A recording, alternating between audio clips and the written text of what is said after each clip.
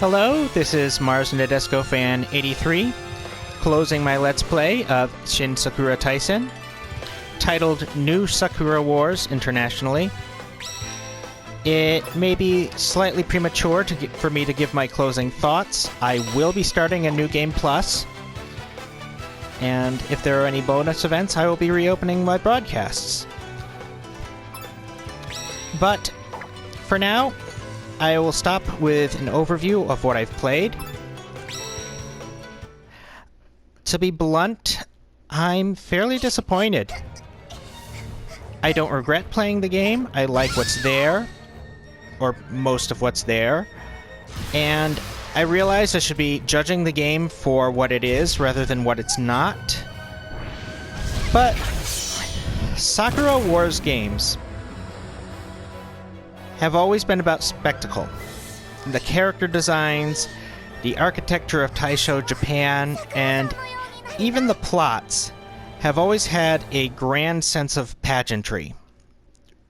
And New Sakura Wars just seems to be lacking somewhat in that regard. There is still a sense of spectacle, namely with the ability to explore the Grand Imperial Theater and various streets of Ginza. The character designs are, for the most part, gorgeous and expressive, though I still think Azumi and Anastasia's default costumes are tacky. And three of the five main girls, I actually saw significant character development. Which brings us to the cardinal sin of the game. The chapters focusing on Hatsuho and Anastasia really ruined their likability. Hatsuho is supposed to be the tsundere archetype and somewhat of a slacker as well. I thought she would be relatable given how I tend to prefer brutal honesty. In the end of the game, though, she comes across as a rather realistic portrayal of an abuser. And as with most bullies, you know, she's incredibly insecure, constantly needs validation, and conducts herself in times of difficulty in the most toxic manner possible.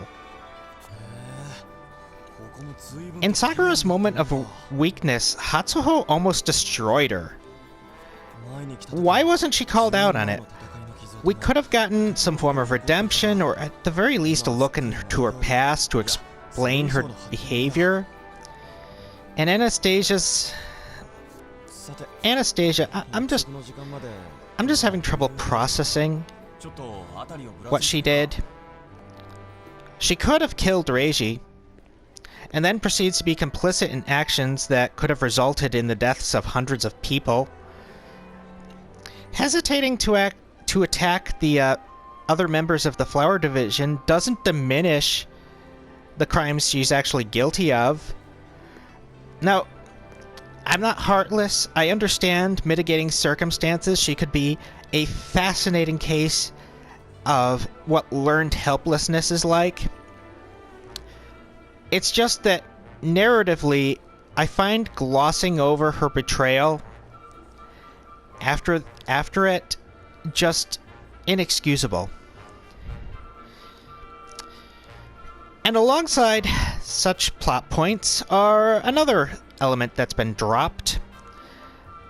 Character-based minigames used to be a staple of the Sakura Wars series.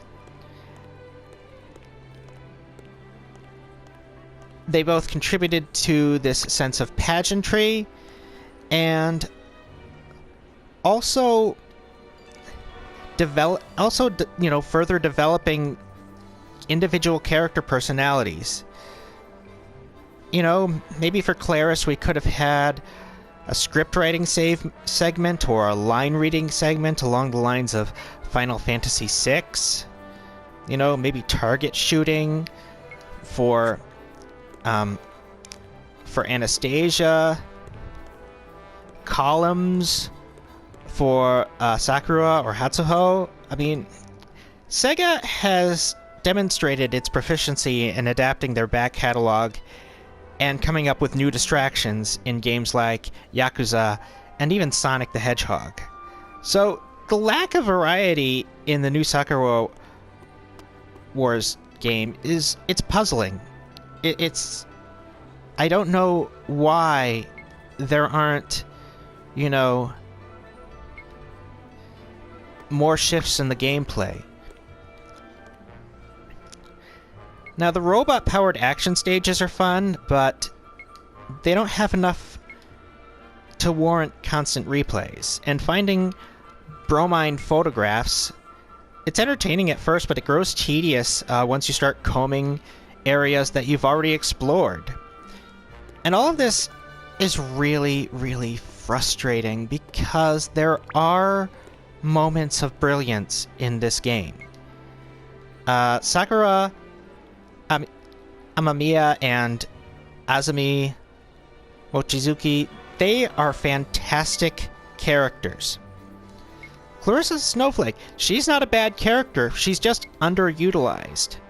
And Fangirl Itsuki and Grandpa Yatensai, they're just constantly hilarious. The two World Games stages are definite highlights. And one of Hatsuho's dialogue options about halfway through the game is the most hilarious thing I've ever experienced in a video game. So, the potential is there, but new Sakura Wars, the game released in 2019 in Japan and 2020 worldwide, it just feels incomplete. You know, this is supposed to be a new launch point for the franchise, and the pacing is uneven, and there just doesn't seem to be the kind of hook needed for a successful sequel. And that's a real shame, because I like the franchise. I want to see more entries into the series. Saga has the means to make the series something truly special once again, but this game, it feels like